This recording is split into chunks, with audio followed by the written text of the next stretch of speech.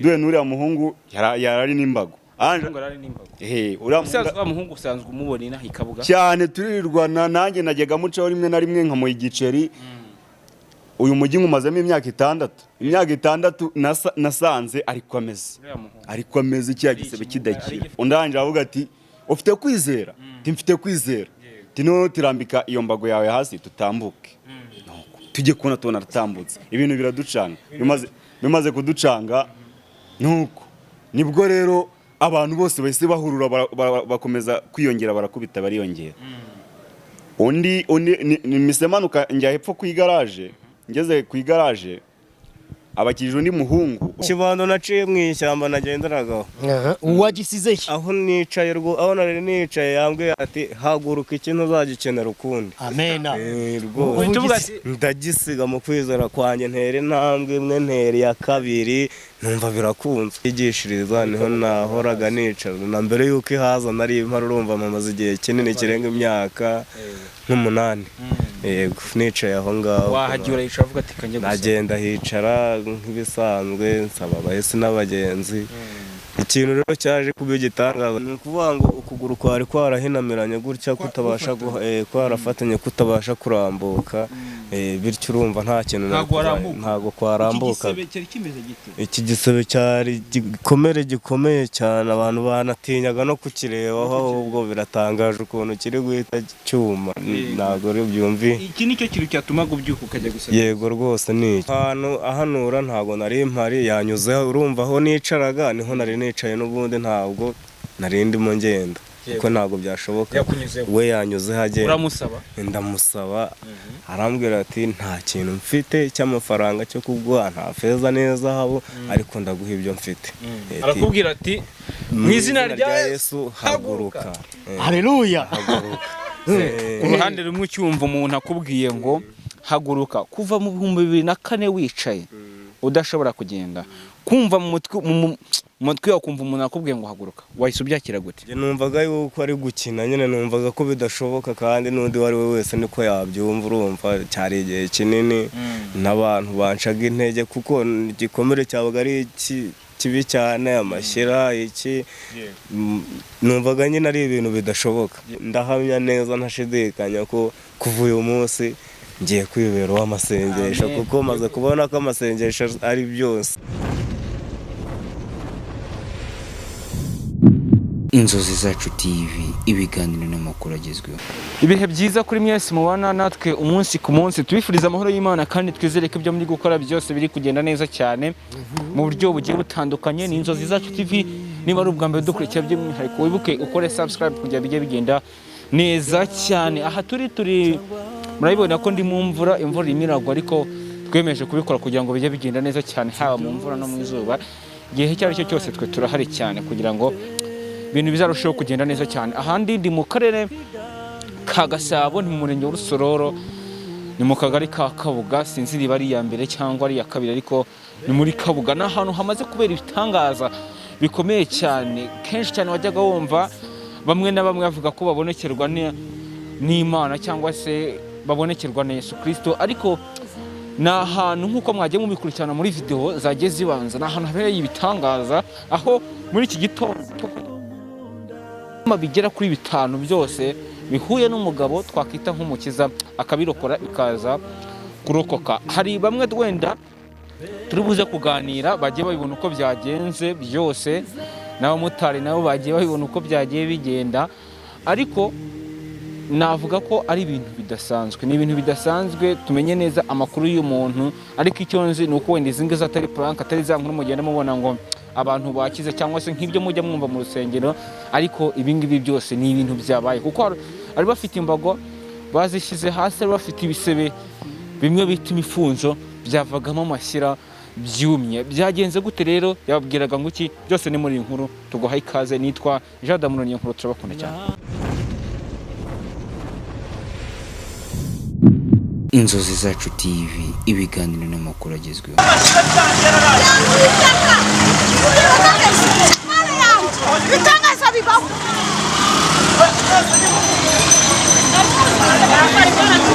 Yes bro, amakuru yawe? Amakuru ni meza. Ubundi se ubusanzwe amazina yawe ninde, witwa nde? Amazina nitwa Rayimana Faustin. Abantu hano mu mujyi wa Kabuga. Uri mu mujyi wa Kabuga. Yego. Ese wenda ku ruhande rumwe iki gikorwa kibaye cyangwa se n'iki kintu tubona cyateje akavuye ahangaha ni ibiki, byagenze biki? No kuvuga ngo burakeye mu gitondo saa 12:45. Nuko tugiye kubona tubona umuhungu w'umusore araje yambaye, wari wambaye ishati isa n'umweru. Abaraje abayuriye igiti atangira guhanura avuga ibizaba. Yuri ikihe giti? Igiti kiri hano ku Gakinjiro. Hano ku Gakinjiro niho kiri. Nuko abantu babaye benshi, atangira guhanura avuga ibizaba n'ibigiye kuba. Nuko wowe usazwe ni Kabuga ni nkukorera? Niho nkorera ndi umunyonzi. Yego. Hanyuma atangiye guhanura, arahanura avuga ibintu byinshi. Avuze ibintu byinshi, amaze kuvuga ibintu byinshi tayari abantu bamwe bakagenda bamufeka bavuga ati uyu nguyu utashobora kuba ari kumwe n'ibisambo, bahasanga ari n'igisambo. Ariko twebwe yahanura ukumva kuko birashoboka. Mbese avuga n'ibyo kwa Putin, ibintu byinshi cyane n'ikindi cyorezo kigiye kuza. Nuko tayari tuba arangije, nyuma yaho abarataye. Noneho ibintu yavugaga yatangiye saa 12:45 zuzuye. Arangije saa 2:09 zigeze aravuze ati ubuhanuzi bwanjye burangiye saa 2:09. Turebye kuri telefone dusanga koko nibyo. Niko kantu gatumye tubihamya ko bishoboka ko ari umukozi w'Imana, kari kubihabwa n'Imana. Mbise nuko tuba turakomeje hirya, dukomeje hirya gatoya nibwo duhuye n'uriya muhungu. Yarari n'imbago. Usazwe muhungu usanzwe umubona ina Kabuga cyane, turirirwana. Nanjye najyaga mucaho rimwe na rimwe nkamuha igiceri. Uyu mujyi nkumazemo imyaka 6 nasanze ariko ameze cya gisebe kidakira. Igisebe gikomeye cyane kidakira. Nuko nibwo rero duhuye, tumaze guhura nuko anje avuga ati mvura. Ni nawe wa mbere abanje kuvura. Umvise ninde usabye undi kuvura undi? Icyo kirema nicyo kivuze ati ntago wanyiza. Umvise undanje avuga ati ufite kwizera? Mfite kwizera. Tino tirambika iyo mbago yawe hasi tutambuke. Tujye kubona tubona ratambutse, ibintu biraducanga. Bimaze kuducanga nuko nibwo rero abantu bose bahise bahurura bakomeza kwiyongera, barakubita bariyongera. Undi misemanuka njya hepfo ku igaraje. Ngeze ku igaraje abakije undi muhungu we ntago ndamubona ngo ndebe ko nawe ubwe yakize. Nyuma yaho nibwo numvishe ngo akije undi mita nzamutse tugeze hariya ijya ku isoko. Nibwo twicaye aradusengera, amaze kudusengera umukecuru nawe wari ufite imbago. Ntubu hano muri telefone ndamufite. Umukecuru wari ufite imbago ahita mwomeka, amaze kudusengera avuga ati nanjye agomba kugenda anyishije. Nuko abarakize nawe arakize. Ubu imbaga arayitaye, yarari n'imbago afite n'ibintu kwa muganga bamwambitse ku kaguru, ahise abikuraho. Ngubu arakize, ari gushima Imana. Ese ku ruhande rumwe wenda ibintu bibereye hano mu mujyi wa Kabuga bimeze nkaho bisa n'ibitanga. Usibye no mu mujyi wa Kabuga, mu gihugu biratunguranye. Twaberuka ku bwa Baridi, njyewe Baridi sinigeze mubona, ariko bavuga ko akiza abantu, atarapfa, ariko ngiye ntago ntabyemeraga. Nta kumwe bavuga ngo ikibeho ngo bikiyama yahabonekeye. Twabyumvaga nk'amateka, ntago. Ariko urabyiboneye cyane? Ndabibonye rwose, ndabibonye. Ibi ngibi duhaye kwizera. Tubonye ko hari umugenga wo mu ijuru utureberera, ari we udufiteho byose. Nta muntu ukomeye kuri isi usibye Imana yo mu ijuru. Reka tugushimire cyane. Murakoze cyane. Tugenda tubibabwira ko tugiye kugenda tugerageza gushaka uburyo imirimo n'ibitangaza byagiye bikoreka. Ku ruhande rwanjye ahangaha ndi kumwe n'umukozi w'Imana Ikiza Umusonga, muramuzi cyane, mwagiye mukurikirana mu biganiro ndetse n'ivugabutumwa rigiye ritandukanye agenda akora. Ikiza Umusonga uraho neza? Murakomeye cyane. Amahoro. Turaho turashima Imana. Ni byiza cyane. Yego urahari. Turaho nezerewe. Mbese muri makeya turanezerewe. Yego, ku ruhande rumwe hano ndi kumwe n'umusore umaze nabyita ko ari ukubohoka, cyangwa se ku ruhande rumwe wenda no gukira. Ubuse ni ugukira, ni ukubohoka kugira ni ukubohoka. Urabona uriya murwayi umaze imyaka yahoraga yicaye, ni ukuvuga ngo asabiriza, ni ukuvuga ngo biri mu nshini bimeze nk'iby'uyu neza. Buriya kiriya gihe ahaguruka yarabohotse. Urumva uyu nawe kenshi na kenshi yabaga yicaye, none yabohotse. Urumva rero ni ukubohoka. Muri makeya hari ukubohoka mu mutima, hari ukubohoka. Urabona ko yanakeye, arimo guseka, ntiyajya agaseka. Amakuru yawe ni meza. Uraho neza? Muraho neza nawe? Ni amahoro. Ni amahoro cyane rwose cyane. Ubundi ubusanzwe wenda ndabona wishimye cyane byanakurenze pe, ariko nibyo kwishimira, kandi ni inkuru nziza cyane, ni inkuru nziza, ni ibintu by'ibitangaza cyane. Ubundi ubusanzwe amazina yawe ninde? Ubusanzwe amazina yanjye nitwa Byukusenge Bihoyiki. Bihoyiki. Yego.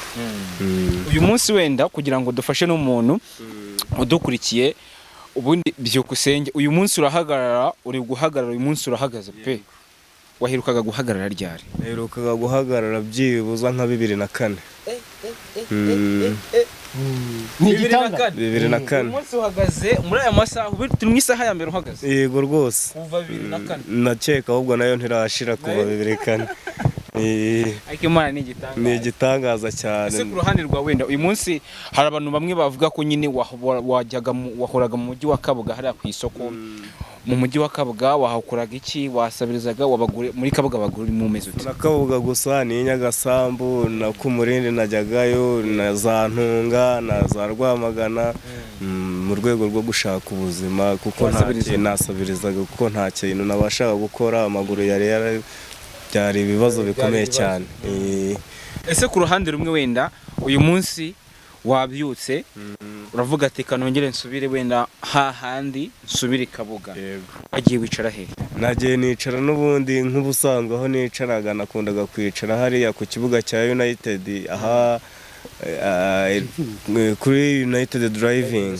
Yego, aho yigishiriza niho nahoraga nicara. Na mbere yuko ihaza nari impara, urumva mamaze igihe kinini kirenga imyaka nk'umunani. Yego, nicaye aho ngaho. Wahagira yicara avuga ati kanjye gusa? Nagenda hicara nk'ibisanzwe, nsaba abahesi n'abagenzi. Ikintu rero cyaje kuba igitangaza gikomeye. Ese wenda ku ruhande rumwe wasabaga kubera iki? Kujyana n'abantu badukurikiye na cameraman abari shuwa cyane, kugira ngo isa nk'uhindukira urebe gutya inyuma. Yego.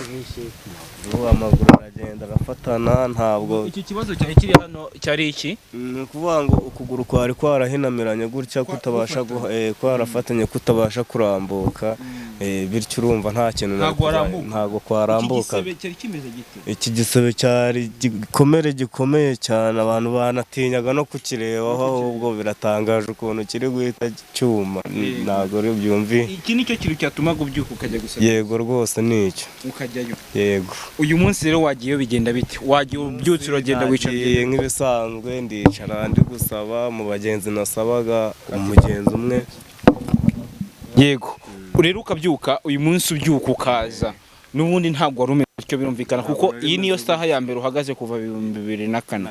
Waje umeze ute? Waje uvuga ati kanicara aha ngaha biza kugenda bite? Ubwo nari ndimo nicaye rero mu bagenzi nasabaga, umugenzi umwe yahagaze arambwira ati nta mafaranga mfite, nta n'ubundi bushobozi mfite bundi burenze, atari kongeye kuguha icyo mfite mu izina rya Yesu. Arambwira ati nimba wizeye Yesu nk'umwami n'umukiza, haguruka utambuke. Kuko njye numvaga ko bidashoboka, nimba abaganga barananiwe, aba mbona umuntu ari kugenda n'amaguru n'ibirenge, nta numvaga ko bidashoboka. Ndabanza ndiganyiriza, arambwira ati haguruka. Numva ari ngira ngo ari gutya, ndahaguruka mpagaze birakunda. Arambwira ati tambuka, ndatambuka nerekeza ndagenda rwose cyane. nta kindi kintu se yigeza gukoreho wenda nko gusenga cyangwa iki? Yego, mbere yabanje aransengera nyine birumvikana nicyo yari afite kuko nta mafaranga yari afite. ese ku ruhande wenda ngaruke kuri uwo muntu waje akagusengera, wenda hari n'ibyo twabanje kuganira mu bantu bagiye batandukanye bari bari aho ngaho babonye uko byagenze, bavuze ko yabanje kuza agakora ivugabutumwa akijya mu giti agahanura. aho hantu wari uhari ahanure yakunyuzeho nyuma? Aho hantu ahanura ntabwo nari mpari, yanyuzeho. Urumva aho nicaraga niho nari nicaye, n'ubundi ntabwo nari ndimo ngenda kuko ntabwo byashoboka.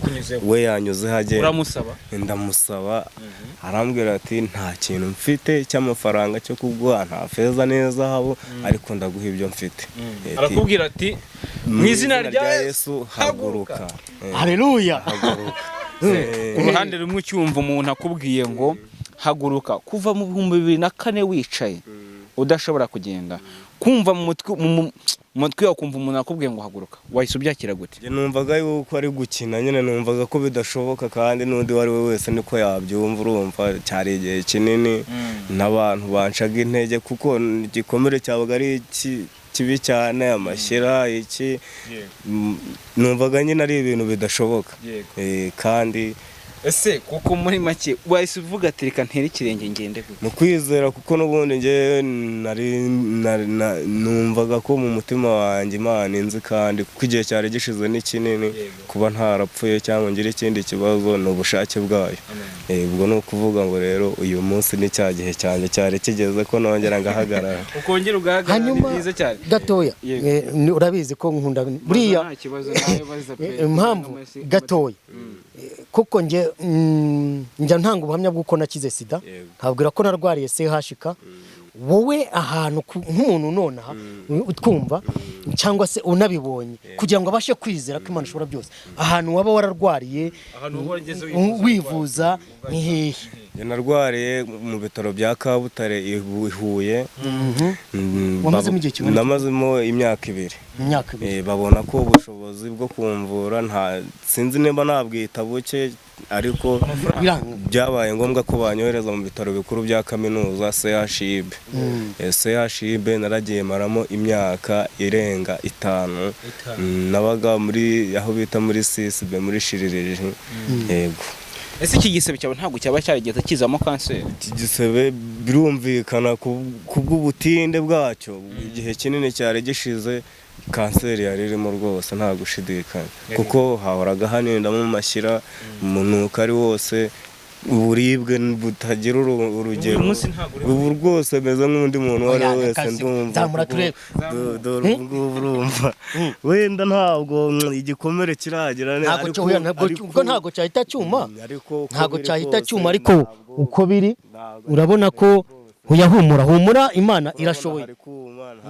Ese ngo abantu bose bavuga ati ahantu hari kuza amashyira hahise hatangira kuma rwose, abantu babireba byanabatangaje cyane ko abantu bose baranze Kabuga banyuragaho ku muhanda, byabatangaje ibintu byabaye. Ntabwo ni inkuru idasanzwe. Ese uyu munsi wenda ntabwo urasubira mu rugo ufite ubana nande mu rugo? Mu rugo yo kubw'ibibazo byambayeho ngewe, umuryango warantereranye, inshuti abavandimwe baranyanga, ariko mu ijoro hari Imana ishobora byose.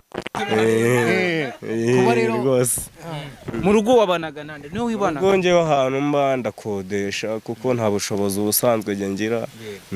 Urumva ibibazo byambayeho ndi umwana muto, ntabwo nyagasani ndibana rwose. Abantu bari bakuze muri katse y'iwanyu utagenda nusubira ugenda barabyakira bati? Urumva ni igitangaza nyine, nk'uko nanjye byandenze, ahubwo nyirango bo baragira ngo ndi umuzimu. Akabazo k'amatsiko, yambago ni imbago ni ikibando? Ni ikibando. Imbago se nari kuzabona amafaranga yo kuyigura? Ni ikibando naciye mu ishyamba nagenderagaho. Uwagisize he? Aho nicaye aho nari nicaye yambwiye ati haguruka ikintu uzagikenera ukundi. Amena. Ndagisiga mu kwizera kwanjye, ntera intambwe imwe, ntera iya kabiri, numva birakunze, niko gukomeza ndagenda rwose. Ni ibintu byiza cyane, ni inkuru ishimishije. Buriya nyuma y'ibintu byose, nyuma y'uburibwe, nyuma y'ibibazo, hejuru hari Imana. hari Imana yitaho. Ese ubundi ubusanzwe wasengaga? ubundi ubusanzwe kubw'ibibazo ntago najya nkubeshya nakubwira ngo nasengaga. Ntago wasengaga? Ntago nasengaga rwose, ariko ndahamya neza ntashidikanya ko kuva uyu munsi ngiye kwibera uw'amasengesho, kuko maze kubona ko amasengesho ari byose. Yego, byose aho abaganga bari barananiwe Imana irabikoze. aha ni hahandi njya mvuga kenshi iyo ndimo gutanga ikiganiro cyangwa ndimo kubwiriza, nkunda kuvuga ngo nta hantu habi Imana itakura umuntu, kandi ntago Imana ivubira imvura ababi n'abeza.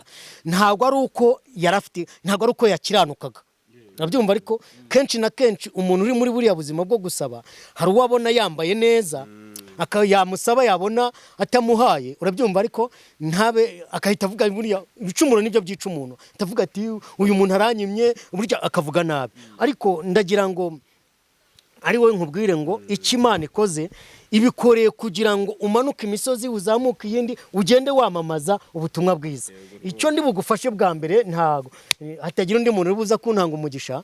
Icyo ndi bumukorere bwa mbere, urabyumva. Ariko ngomba kumuha ipantaro nziza, nkamuha n'ishati, urabyumva. Ariko agomba kuzajya yambara ku cyumweru, agomba kuzajyana gusenga, urabyumva. Ubundi ukagenda, icyo nicyo kintu cya mbere mu bushobozi bwanjye, kuko nanjye njya gusenga bwa mbere, uzi ko njya ntango mu nyabukuru banyitaga shitani, natukanaga kubera ubukene n'ibibazo bwa. Urabona umuntu ntago yaba yambaye ibintu bimeze gutya, yabana ni hatari.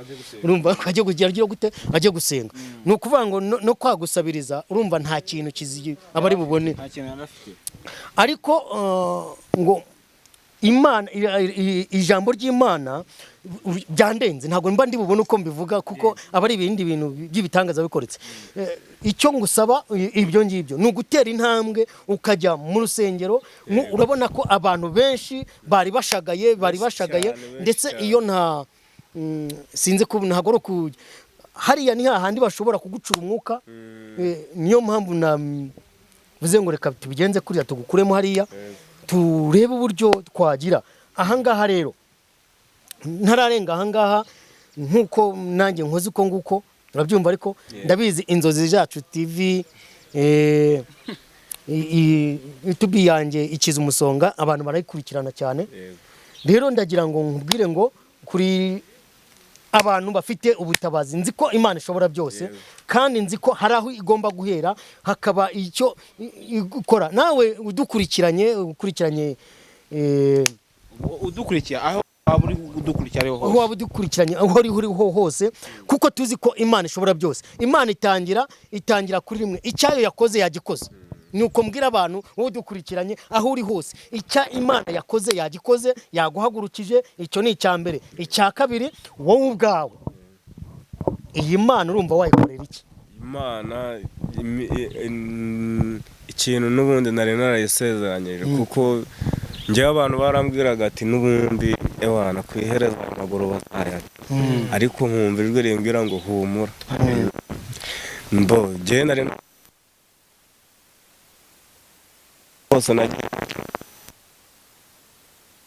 nemeza ubutware n'ubushobozi bwayo, ko Imana ishobora byose. Imana irabikoze. Ikindi gikuru, nshaka ko ujya kenshi na kenshi, ari nayo mpamvu nkwemereye kuba mu bushobozi bwanjye nkwambitse iyo ipantaro n'ishati, nabyumva kandi rwose byiza. Uri n'umudozi by'umwihariko rero waguha akazi ko kudoda. Hariya ni mu mahema, urabyumva. Ariko kandi mba ndi mu ivugabutumwa, kenshi na kenshi ni imashini, ni Imana yakoresheje umuntu, nanjye arayingurira, urabyumva. Rero aho hanini mba mbirimo ntabirimo, n'ubu abantu bari bazanye imyenda ngo mbadodere, ariko si cyo cyihutirwa, babijyana ahandi. Igitangaza nuko umuntu akize, urabyumva. Rero icyo nifuza nuko ahanini waba kenshi wajya mu rusengero ukavuga imirimo n'ibitangaza. Sinkohereje mu itorero niri, iryo wumva umutima wawe ukubohokeyemo, ukajyamo, ukajya gushima Imana, ugatanga n'ituro ryishimwe. Ikiza umusonga kantanze gukora umugisha meze umugisha untanze. Oya, urabona ntago nje natanze hejuru no hasi ku ipantaro. Ubwo hari inkweto yakwambara kositimu bikamubera, urabyumva ibintu byose byamubera urumva si ibyo no kwambara hasi ni rero mu buzima bwo mu rugo cyane aba ari ibintu. None niba yakodeshaga tujye tuvugishanya ukuri, niba yakodeshaga njye njambwira abantu niba ushaka kubona Imana ntago uzayibona n'amaso. Imana tuzayibonera mu mirimo n'ibitangaza. Nubu Imana ubumvishe ko induru zirimo kuvugana ku isoko ngo Imana yadusuye, ngo Imana yaje kabuga n'amaguru, ngo Yesu yaje kabuga. Urabyumva impamvu bari kuvuga ngo Yesu yaje kabuga nta yindi, urabyumva nukubera ibitangaza bigize gute, nukubera ibitangaza bibaye, niyo mpamvu bavuga ngo Imana yaje ngo Imana yaje ikabuga. Niyo mpamvu rero muri urwo rwego nawe wundi udukurikiranye wifuza gukorera umugisha kuri mwene data, wagira icyo ukora ugakorera uwo mugisha, wamara gukorera uwo mugisha Imana icyo watanga, icyo wakora icyo ari cyo cyose mwene data. Abantu badukurikiye bose reka dukore umugisha kuri uyu muntu, dukore umugisha kuri uyu muntu mu buryo umeze butya wenda hari ibyo twari twabanje kuganiraho. Umuntu na telefone ufite, na telefone ufite telefone ntayafite ariko iki abantu kandi nanone hari abantu badukurikiye bari mu mahanga, bari hirya no hino hagiye hatandukanye, aho bitoroshye cyane kuba banavugana n'umuntu nta telefone. Kizo musonga ibintu bimeze bite? Ibi bintu reka nkwereke ikintu tugiye gukora. Tugiye gushaka none haduterateranye dushaka ukuntu tumugurira agatelefone gatoya ka gatushi, urabyumva, ariko noneho n'undi muntu wamushaka abe yamubona. Gusa ugomba no kuzajya gutanga ubuhamya ahantu henshi, ni henshi kuko ubu ugiye gushakishwa.